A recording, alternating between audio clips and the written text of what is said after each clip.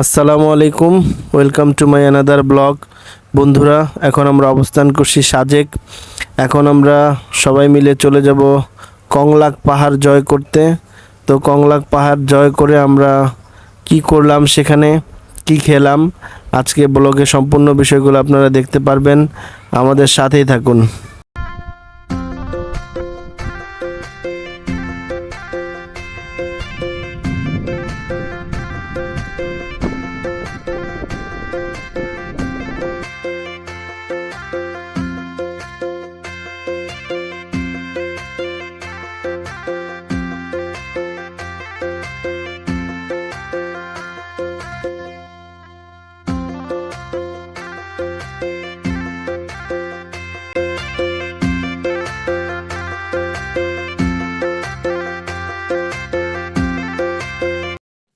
তো বন্ধুরা, দীর্ঘ সময় আমরা পাহাড়ি উঁচু নিচু ঢালু এবং প্রাকৃতিক সৌন্দর্যে ভরা চোখ জুড়ানো মনোরম পরিবেশ দেখতে দেখতে কংলাক পাহাড়ের গোড়ায় চলে আসলাম।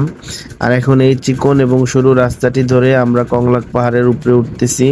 তো বন্ধুরা, দেখতে থাকুন আমাদের সাথে আমরা কিভাবে কংলাক পাহাড় জয় করি।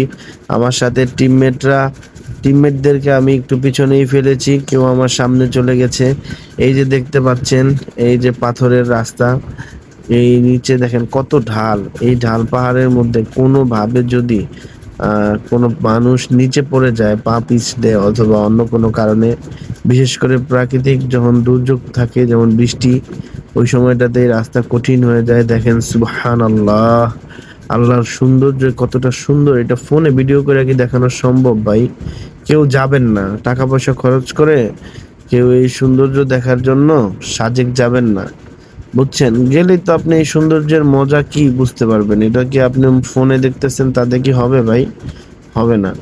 দেখেন, আমরা এই পাহাড়ি রাস্তা ধরে, পাহাড়ি রাস্তা হাঁটা কিন্তু অনেক কষ্ট ভাই, আপনি জানেন না? অল্প একটু উঠলেই একদম পাটা সব ভেঙে চুরমার হয়ে যায়।